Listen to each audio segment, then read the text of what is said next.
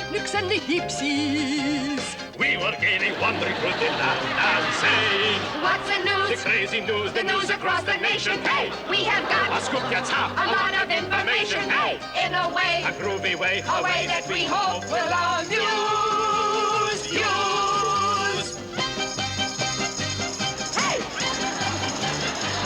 Hey, we just love, we dearly love, sincerely love to give you our news.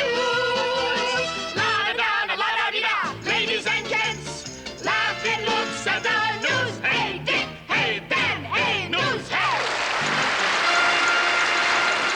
And now the Laugh-In News with Spiro Agnew revisiting Greece, New York City questioning police, and the NRA shooting geese. And now here's Dick Martin with news of the present. Dateline Bombay, famous Indian rubberman Baldo the Snake Abduri met with a strange end today. It seems that while doing his act, Baldo made a wrong move, accidentally tied himself into a slip knot and swallowed himself.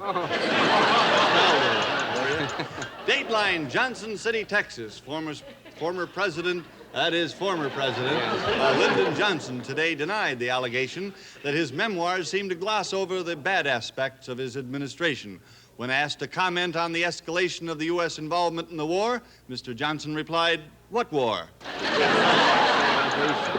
I said it good enough. Russia has just announced the publication of its own version of Playboy magazine.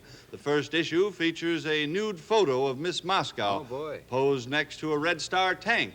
A caption identified the one at the left as the tank. And now here's Dean with the future news. That's Dan. Dan. Yes, that's right. News of the future 20 years from now. The first all-nude situation comedy starring Ernest Borgnine and Phyllis Diller premiered on NBC last night. Television critics said it wasn't too funny, but at least it doesn't have any sex or violence in it. Wow, if they did that on Sesame Street, they'd be arrested. News of the future 20 years from now. Aviation history was made today when the first totally computer-controlled flight took place without benefit of pilot or crew. Imagine that? Everything went as planned until halfway over the Pacific. The plane was hijacked to Japan by a transistor radio. And now, for Kid News for Kids, we take you to Moosey Dryer in a treehouse somewhere in Burbank. Moosey here with Kid News for Kids. Last night, I slept over at Tommy O'Reilly's house. Boy, did we have fun. When everybody got to sleep, Tommy and I sneaked downstairs and he made us a sandwich. He put everything on his sandwich: lettuce, tomatoes, Spam, cheese, peanut butter, marshmallow fluff, bologna, and some jelly.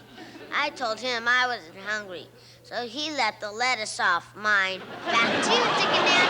And now here's our Laugh-In entertainment editor.